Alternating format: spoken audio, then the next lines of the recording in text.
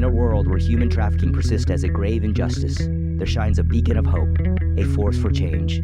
Eden is on a mission to amplify the voices that matter most, the voices of those leading the charge against trafficking. Join us as we dive deep into the lives and struggles of inspiring leaders from anti-trafficking organizations around the world. You'll hear their stories, their battles, and their unwavering determination to bring light into the darkest corners. This is Eden.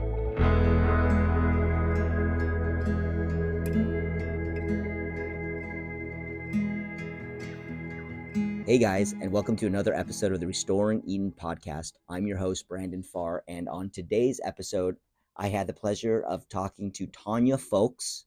She's the COO of an organization called Oasis House in Dayton, Ohio.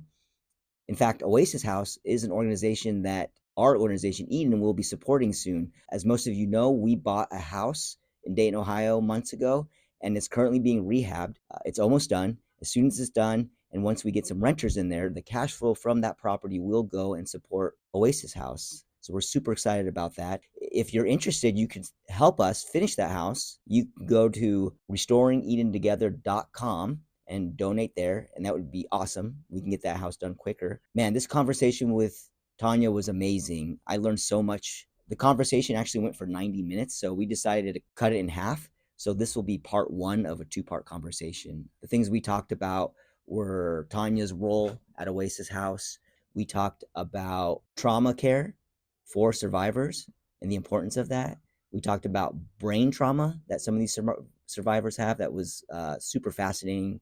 We got into brain science. And then we talked about something that's near and dear to our heart, which is the need for sustainable support, which is exactly what we're trying to do at Eden. So enjoy this episode. Make sure you listen all the way to the end, and make sure you listen to part two when it comes out, which will be soon. All right, enjoy the episode. Hello, Tonya. How are you? Hi, I'm good. Thanks for having me. Thanks for coming on. And just so everybody knows, where are you actually at right now? Well, currently I am in my house. We have a house in southern Mississippi, South Central. They call it South Central. It just reminds me of LA, but no, And it's I'm in not. It's very rural. I'm in LA, so the people, if they're listening in LA, they're going to hear that and think something different. But Yeah, that's right. It's very rural. Okay. I'm an hour from the closest interstate. Oh wow. Okay. Yeah, I'm So, in the and you said woods. Mississippi? Is that where you're at? Yeah, my husband's from here. We met in the military. Oh, He's awesome. from here. We own a home here. And then, as you know, I was actually born in Ohio, but Okay. served in the military. He retired from the military, from the Air Force in Ohio, and that's where we have our other home. Oh, okay. Awesome. And were you in the military as well? I was. Thank you for your service and your husband's Mm. service. I really appreciate that. So just for our listeners to know, the way that I came in contact with Tonya was, we actually, if listeners know our story, we were buying properties. We were buying them in Ohio, and we bought our second property. And we were like, hey, we want to be able to support, we would love to support an organization in the our first organization in the United States. And so I made some phone calls. I was looking for someone in an organization in Ohio. The first place I called, for whatever reason, didn't want to, I don't know. I just couldn't contact. I couldn't get a hold of the main person. So then I found Oasis and got a hold of Donna, who is the director, right? Is that her? She is. Yeah, She's the executive executive director. director, right? And had a conversation with her. And like we always talk about this and we were talking about this earlier, that I think she was a little hesitant because we were just like, hey, we want to come out here. We're doing this event. We want to give you money. She was like, okay, and I 100%. That sounds a little too good to be Yeah, true. exactly. That's what every executive director from every nonprofit wants to hear. But at the same time, when you get that call, you're like, I don't know. That sounds a little fishy. And also our model is a little bit, it like takes some time to talk through. So, Sure. but she was like gracious enough to let us come and talk to her, and she met our team and we met her, and we clicked. And I think she caught our vision, and we loved what you guys were doing. And so she came to our event. And when we decided to start this podcast, I was like, we got to get him on the podcast. So this is why we're here now. Tonya, why don't you tell us a little bit about about you, about what you like, a little bit of history about yourself, about what got you what you do as far in the Mhm. anti-human exploitation, anti-human trafficking space, and kind of how you got into it. Okay, so it's kind of a long story, We got so time. It's you can edit it. You can keep it great. short if you want. So I was 17, graduated high school, enlisted in the Air Force, and my first assignment was to the Philippines, and I lived there for a couple years. And I was I was an emancipated minor. So when I got there, I was Can you? it was the 80s. I was wild. What was an What you can emancipated minor? Can you? Okay, so lived in the state of Ohio at the time, Okay. and I had a very tumultuous home life. I Oh, lived got with it. my dad, my Okay. stepmother, Okay. and, I was very hard-headed. Yeah. One of those kids that didn't respect authority until it was shown that it needed to be respected, Right. Right. and, if you use your imagination, I'm sure you can figure out why kids go that route. Right. And I the courts were like, "Look, you're willing to work. You go live in Northern Kentucky with your Got it. aunt. You're emancipated. Yes. Graduate high school. You do you. Just Yeah. leave, Yeah. please. Just get out." No, they didn't say that, but I Yeah. was in a group home at the time, Okay. and they emancipated me. So I graduated. My birthday's in September, so I was an early school starter, Okay. and then I graduated at 17, joined the Air Force, and then ended up in the Philippines. Wow. And I was, it was the 80s, and it was, uh, I would go downtown to all it's wall to wall bars because that's very typical. Right. I'm sure you saw certain places like that in Thailand, Yes. and dirt floors, and the Filipinas were all working, and I became really good friends with a lot of those girls, Right.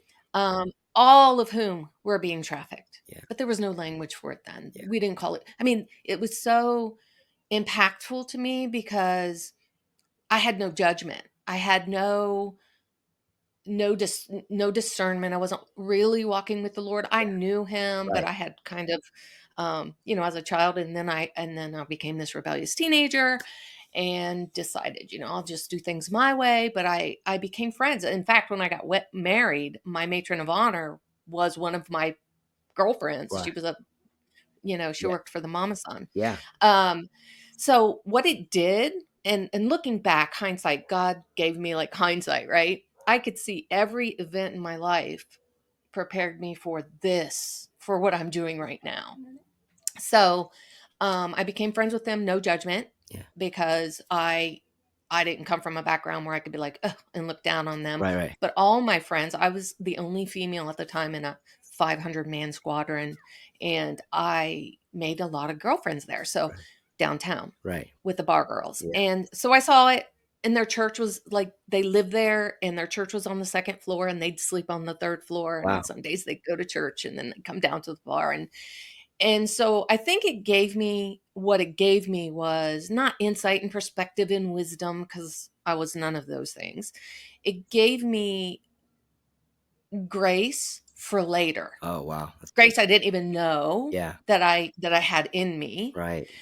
So fast forward, I get out of the Wait, can I military. I just go, yeah. go, go, yes. So, uh, you were in the Philippines and you've gotten married, but you're kind of living in with the, not living, but spending a lot of time with, like, the women that are that again, there wasn't Yeah, a they were language. my only They're female your only friends. female friends. Mhm. And what you said earlier about, like, you had no context or you had no, like, I felt like it was interesting because when I was in Thailand, I felt the same way in the sense that, when we were walking around, you see these girls, and I have a past myself, and so Mhm. I've been in areas like you can go to Vegas here in the US and you kind of see Yes. some of that, right? So you're walking around and and you know what's happening, but you feel like, oh, it's like this like facade. Like it's not, oh, it's Mhm. just these girls are having a good time. They've just, this is their choice. They're having a great time. Everybody, I mean, there's kids walking around, and so it Mhm. feels very, it's like this weird feeling. You know that there's something dirty in the behind the door. Oh, I saw it. Yeah, Like, I would go downtown with the men that I worked with, and I would be sitting on a bar stool, yeah, and they would be either going into the back room or just getting it served right there on the Yeah. bar stool beside me. Right. Right. I just didn't. It was just I didn't have the wherewithal to understand the exploitation piece of it. Right. I remember talking to them, and some of them had, would get pregnant, but they would tell me, they would say, Tanya, in this country, there's no middle class at that time. Right. They'd say, we have two options. I can work in the rice field Yeah. where I get married, I work in the rice field, I have my baby in the rice field, Yeah. put it on my back and get back to work, Right. or I can do this. Yes. And maybe, Yeah. maybe Yeah. I will get a husband, Yes. an American husband. Yes. Yes. And then maybe he'll take me away from all Yeah. this. And and most of the men, the young men that I went over there with, married Filipinas. Yes. And you know what's interesting is most of them are still married. Married. Yeah. Like Yeah. 36 years later. Right. I'm Right. like, wow. Wow. Yeah. So say what you Yeah. will, Yeah. but they were not, it was not just a, you know, there. I love Filipinos. I just Yeah. do. Yeah. Me And it's too. so interesting because whenever I go somewhere, if you remind me later, I can tell you this really amazing story about a Filipina. I would love that. Um, but in it's there's God in it, and there's Yes. what I consider to be a supernatural event. Well, yeah. And I'm Awesome. not one of those woo woo people. Okay. I'm my maiden name was Thomas, and Okay. I think that is very apt because I'm one of those Yeah. Yeah. doubters, Yeah. right? Like Okay. I'd be putting the fingers in there, like Yeah. I should be from Missouri, the show me state. That's Right. what all my friends say. They're like, but that's why I was a good reporter. So That's I good. got out of the military. I finished a bachelor's degree in journalism, but before I finished, I started at a television station. I did a documentary on the stripping circuit out west, Okay. North Dakota, South Dakota, Minnesota, and Montana. Okay. So I'm in my mid 20s and I'm interviewing all these strippers and customers because I can feel fear, I guess, especially now I have children and Yeah. stuff. But then fear just wasn't part of who I was. Like I plowed through my life. Yes. I fought for everything. And, I just fear wasn't a thing. So going into strip clubs and talking to strippers and talking to pimps, I know they were pimps now, Yeah. and talking to customers, I didn't care. So I did it. And what I learned was that I interviewed women. I interviewed a CPA, a certified public accountant. She was married to an officer on base. Well, she had to really be on the DL, be on the download to be a stripper because he can't be married to a stripper. Right. It was an ethical, like, anyway. So and he wasn't allowed in the club. Right. And she had two kids. And I said, why are you doing this? I understand why the single mom's doing it. I understand why the drug addicted one of the strippers was drug. I get why they're doing it, but why are you doing it? You have a CPA. Right. And she said, I'll tell you why. Continuity of income. We move every 2 to 3 years. I can strip no matter where we go in the world. Yeah. And I can make more money than as a CPA. Right. And I thought, Wow. Yeah. that's interesting. Yeah. And it was true. It was true. But I learned a lot. I learned then that a lot of those women are being exploited and trafficked, but we didn't have language for it. Most Americans don't understand there's primarily two types of business model when it comes to stripping. Yes. Please The tell us. most Yeah. popular, the most popular stripping model is the stripper's the only person in that club paying everybody Right. to be there. Right. She pays the bouncer, she pays the bartender, she pays the DJ, she pays this for the stage time. Right. She pays all of that out of what she earns. Right. But all those other people are getting paid by the club. And there's a huge class action lawsuit of some clubs, and I believe it's Florida. I followed it. It's multiple years long. But a lot of people don't understand that. So the reason that's important to understand is because women, you say, God forbid, I wouldn't want to traumatize anybody, but Right. say tomorrow I want to be a stripper, Right. right? Right. I can't just be a stripper. Right. I have to learn how. Yeah. Who's going to teach me? Yeah. Right? Yeah. So what I discovered was the groomers, as part of the organizational structure of that underworld, of that subculture, Right. the groomers were very happy to teach, women how to get involved and be exploited. Again, there was no language for it. Right. Fast forward, um, I get out, like I said, and then my husband starts getting transferred all over the place. The war breaks out. He's constantly deployed. I have two sons. And then I go back. We land in Ohio, and a place I said I was never going to go again. When I left, I was like 16, Yeah, emancipated. I'm like, I'm free. I'm out. I'm never coming back. And I'll be darned if God didn't put me right back in Dayton. yeah, I was like, ah. So he does that. I got, I know, Yeah. and I got my master's degree in Oh, wow. public administration. So And good. I'll never forget before when I graduated, I thought this is the most bean countingest, boringest degree. I'll never use a bit of it. Let me just tell you what God did.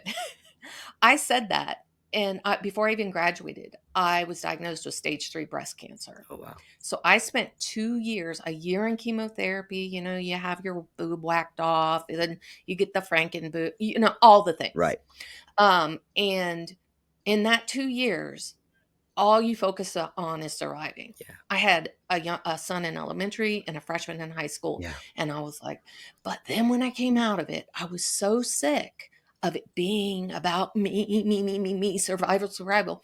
I was painting cabinets in my kitchen one day and I was like, Lord, you know, I I've got to have something bigger than this. You know me. You know I've got to have something. I've always served. I served in the military and then I served in nonprofits. And I've got to have something bigger than this. And on talk radio, a woman was on the radio. She was coming to Dayton and they were doing an outreach for looking for runaway youth, but she had been trafficked. So I went and I heard her story. And afterwards, I walked up to the girl running the event who used to be a stripper in Dayton. And I introduced myself and I said, if you need any help, you know how you say to people, hey, if you need any help, give me a call. Yes. Well, she did. Yeah. She actually He called called me. you. I've said it a million times in my life. 2 people have taken me up Yeah. on Yeah. it, right? She's one of them.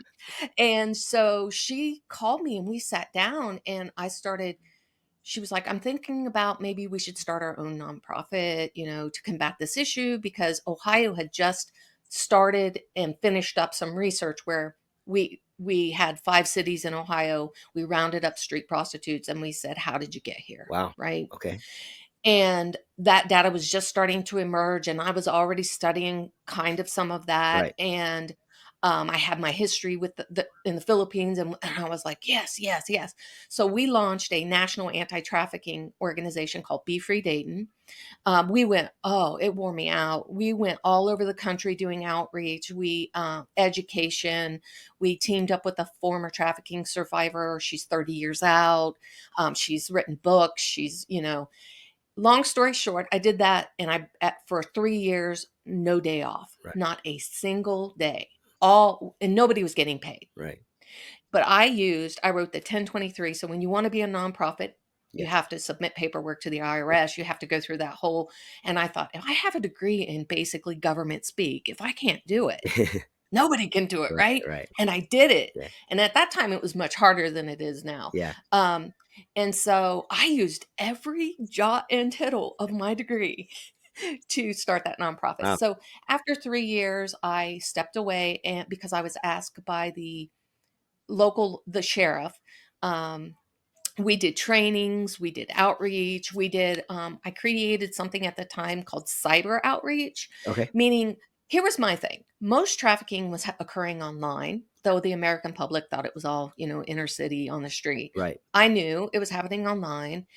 And what always bothered me was that National Human Trafficking Hotline because victims are taught they don't identify as victims Right. 9 out of 10 times. They're Right. not going to call that number and say, hey, I need help. Yeah. So I thought, why can't we call them?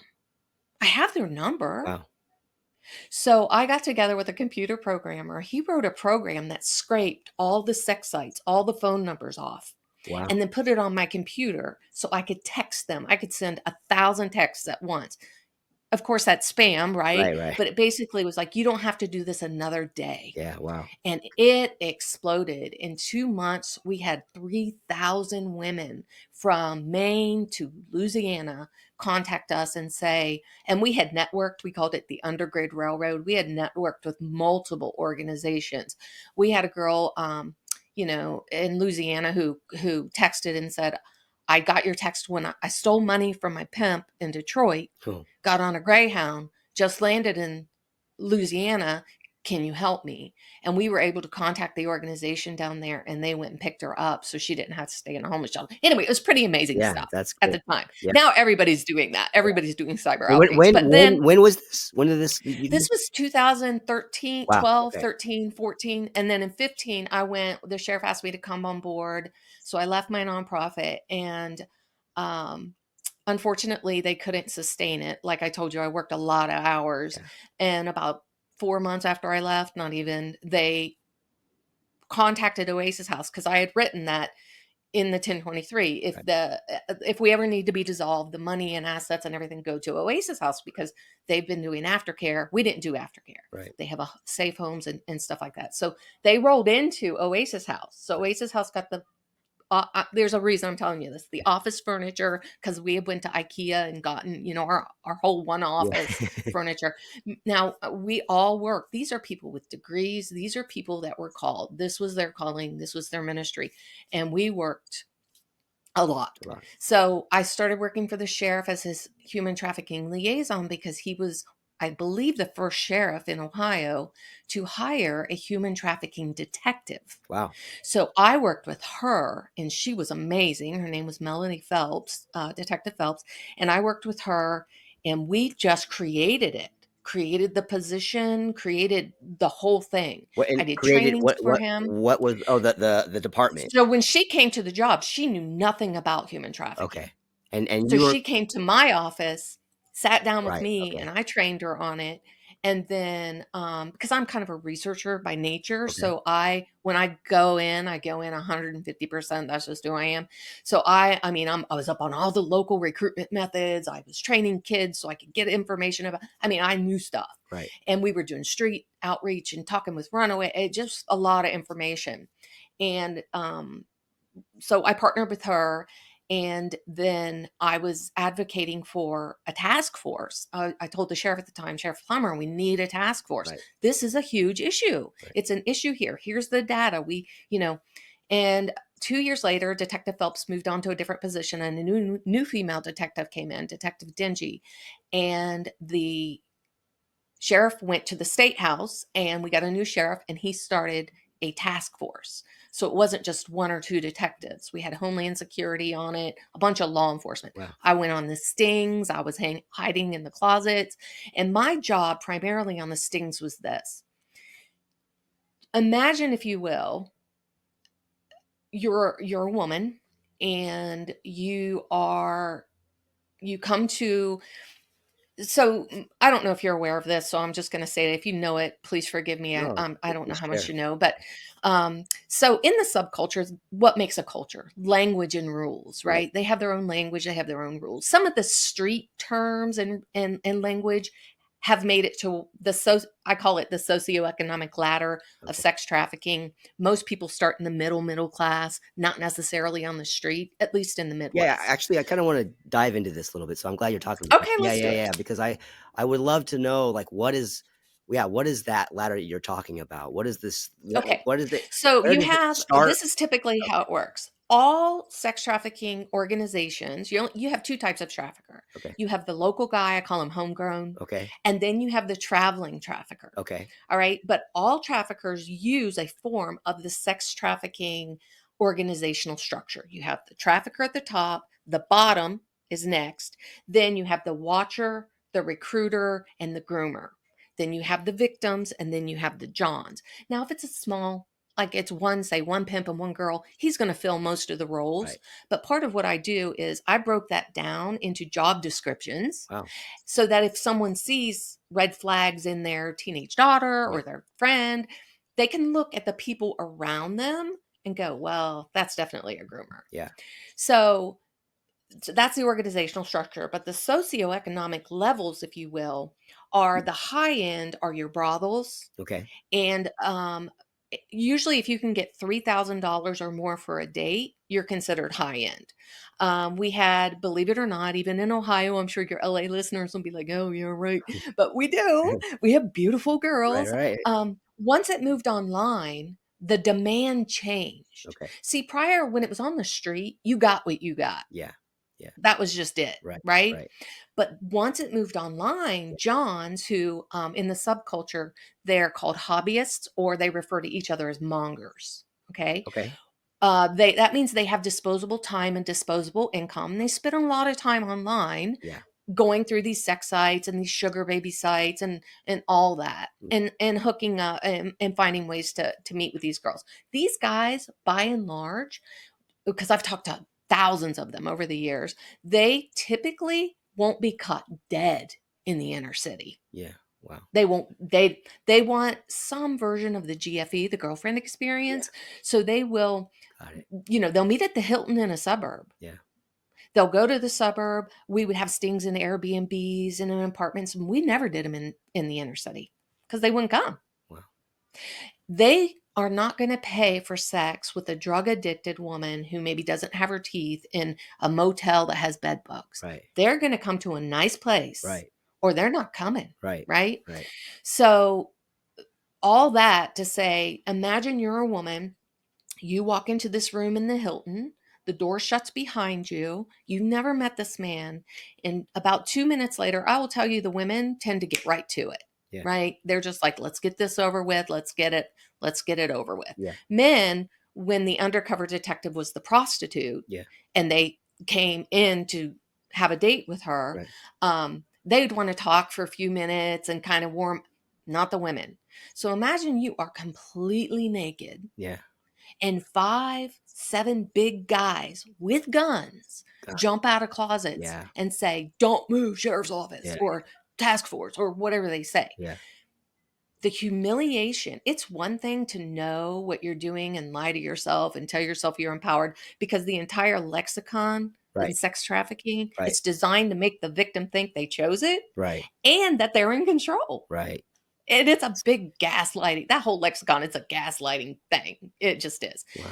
I teach a lot of people the terms, and so imagine that woman, what a lot of them will do is that trauma, fight or flight. Most of them fall to the ground and just start weeping. They're just sobbing. Yeah. My first sheriff realized that, because when we started getting serious about sex trafficking and having these stings, he realized that, and he didn't like it. He didn't like that the only comfort there, if they could even offer it, which they wouldn't because they felt it would be unprofessional, Right. would be from the guys, Right. right? Yeah. So she's thinking, here I am in front of these clean cut Yeah. guys, and I'm garbage, Yeah. and I'm naked, Yeah. She's right? yeah, and her shame and her nakedness. So, Yeah. oh, it's so shameful. So God bless our first sheriff for saying, No, no, there's got to be a better way." So what would happen is they would come out, they had to do it for safety. She would usually sob, but then they leave. They like move because she's obviously doesn't have any weapons on her, Right. right? Right. And then I would get down on the floor with her. I get her up. I am not a super soft place to fall. That's just not who I am. Yeah. But it registered with them a whole lot more because, occasionally we would have someone come on to be trained, and they would be that, oh, really solid Christian woman who just wants to love on it. Yeah. Mm-mm. Yeah.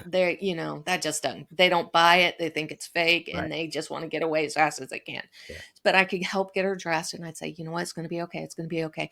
Oh my gosh, and then they've got all these issues, and some are drug addicted. A lot of them aren't. Right. People assume they are, Yeah. because by the time they get to the street, what we know from doing MRIs of their brain, here's an interesting Wow. tidbit. Yeah. Here's your comeback to anybody, especially a politician, Okay. who says, let's legalize prostitution Yeah. and tax it. Anybody who says that is so ignorant. They haven't even done 30 seconds of a Google search. Right. Because in countries where prostitution has been legal for decades, Yeah. they have all kinds of research. And some of that research is done by anti-sex work researchers, and some of it's done by pro-sex work researchers. You know the amazing thing? It all matches.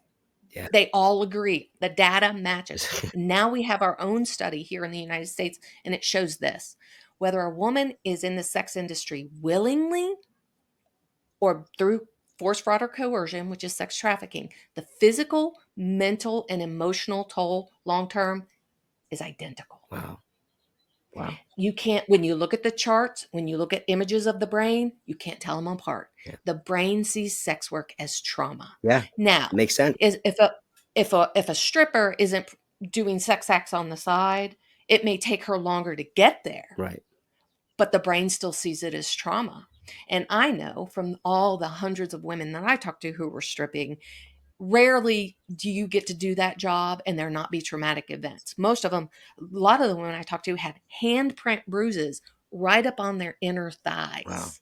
Yeah. So they were, Yes. grabbed. Yeah. Yeah.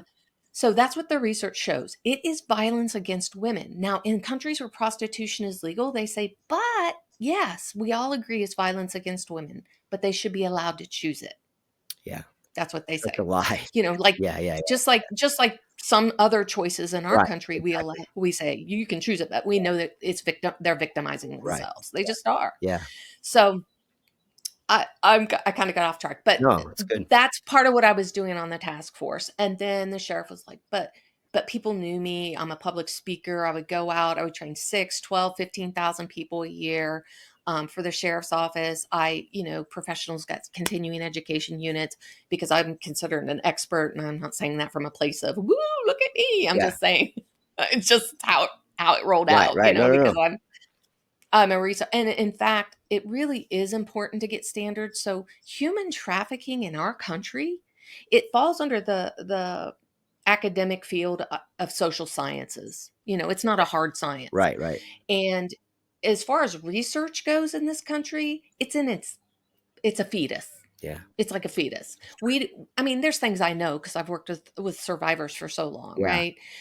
That we don't have data to show. But we had a research study come out in 2020, which finally showed that kids who are trafficked from their circle of trust. When they're prepubescent, especially, it's mom, dad, stepdad, Yeah. mom's boyfriend, uncle, babysitter. It's somebody in their circle of Yeah. That was going trust. to be my next question: is where are a lot of these girls coming from? I mean, I would imagine broken homes and stuff like that. But No, no. so here's the interesting fact. Okay. Wow. That's good. So here I'm going to link it together for you Please do. because Yeah.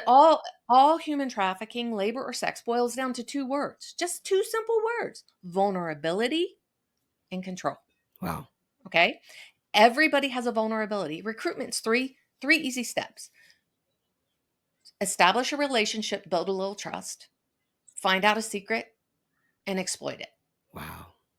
If you've got a relationship with somebody right now and you've told them a secret, you're 2 steps in. But here's the thing. Traffickers intuitively understand that the younger someone is, the easier, the faster, and the cheaper it is to recruit them because the gray matter, here's why, Yeah. biologically. Yes. The gray matter of the brain is not fully formed till you're 21, which is why our drinking age Right. is 21 because it impacts the gray matter. That's why every adult can probably manipulate a child. I don't care if that 12, 13-year-old lives on the streets and is street smart, Right. I can still manipulate them, Right. right? Right. Matter of fact, the more smart they think they are, the easier it is. So the vulnerability. Let's talk about the number one vulnerability worldwide. Okay.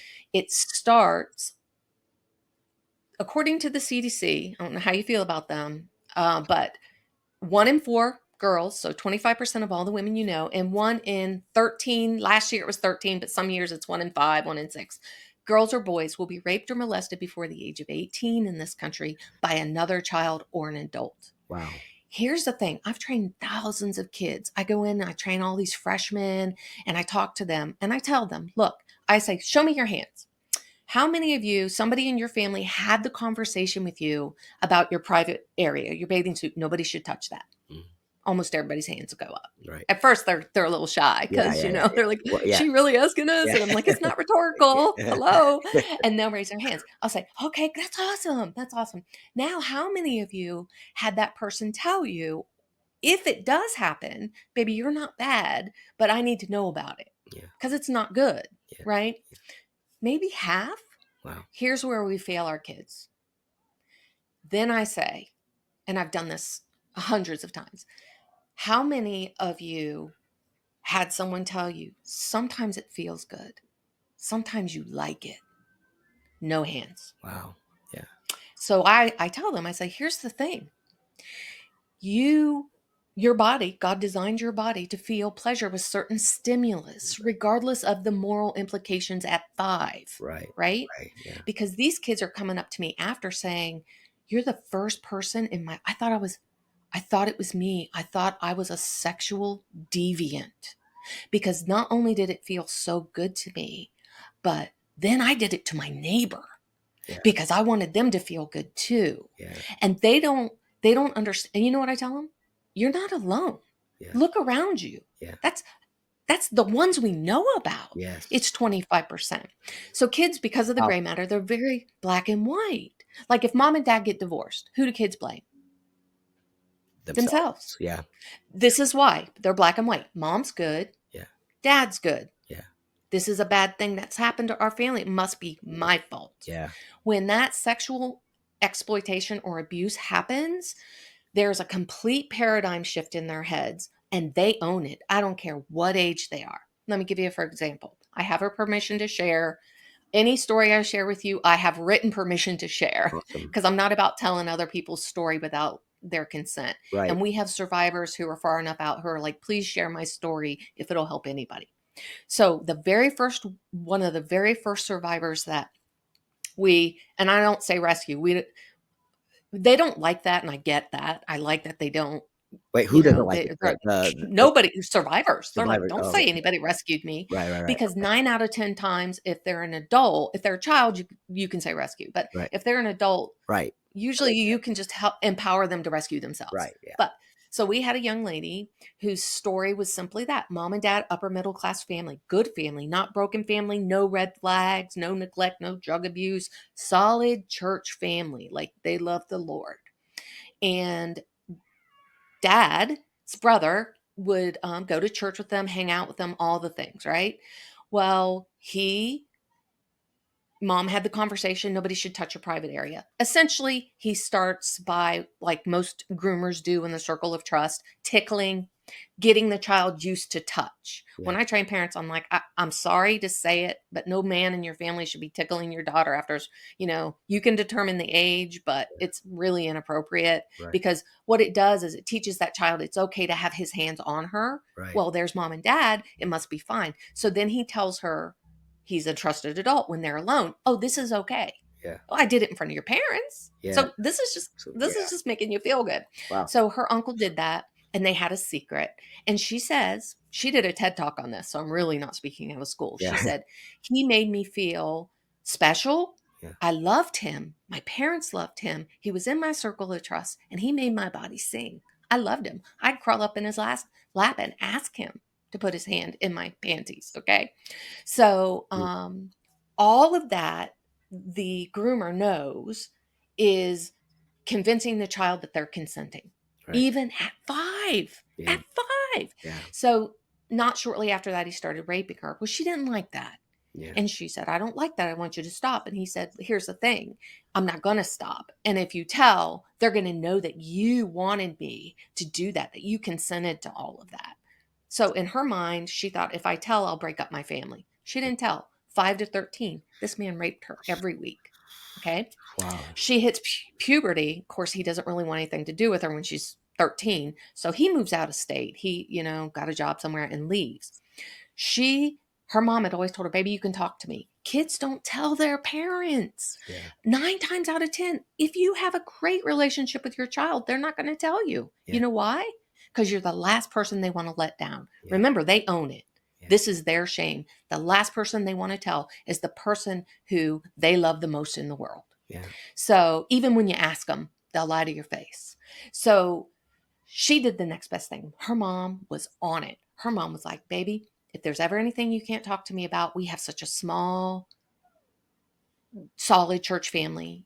Baby, you find someone at church and talk to them. That's exactly what she did. She said, she's very gifted. She said, I knew I was messed up. I need to talk to somebody. Yeah. So she went to church and she found the most awesome guy. He listened to her cry every day. She said she spilled her guts to him, just sobbed and sobbed and sobbed. Wow. That man pimped her out for 13 years. Oh no. Yeah, that's when we got her. That's when my organization got her. So when she came to us, Wow. we had to it was a mess. It was very messy. Yeah. And God forbid, there just wasn't a lot in the United States at the time, and we were doing the best we could.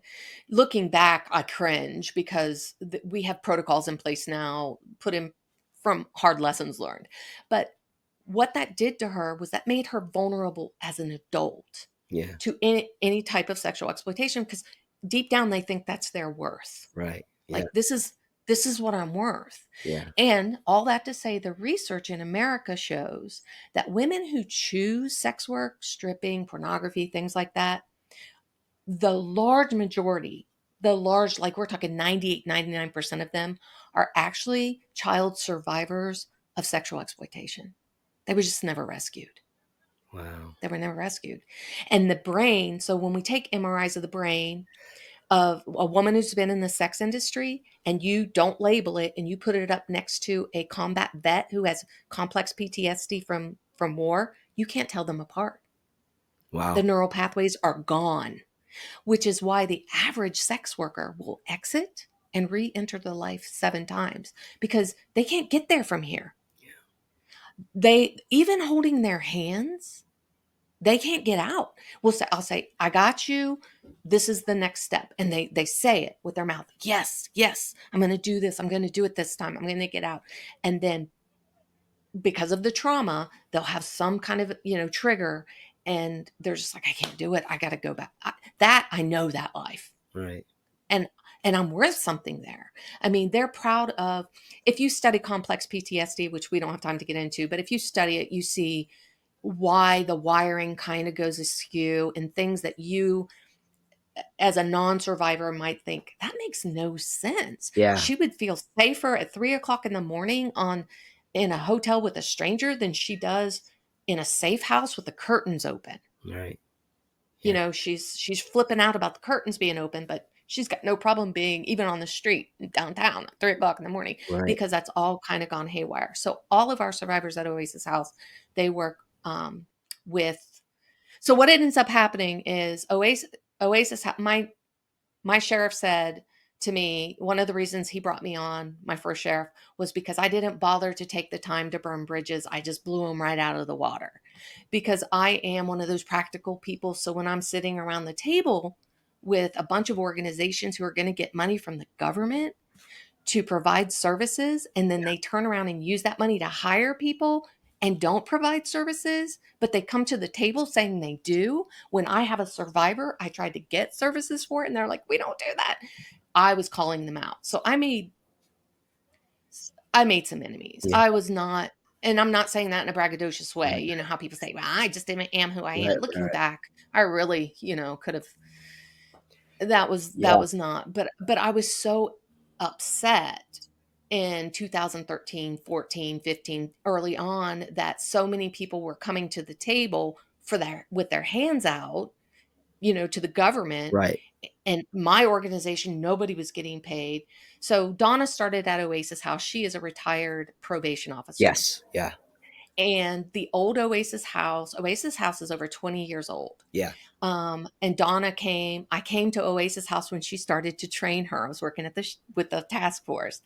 And she tells me now that after I left, she looked at her second and said, I can't do this. I can never learn all of that Right. stuff. Yes. That's a Like, lot. that's a whole career. Yeah. You She, just gave us like, a master class in all this, which I love. And oh no, not even close. My classes are 2 well, I mean, hours, and they're jam packed. yeah.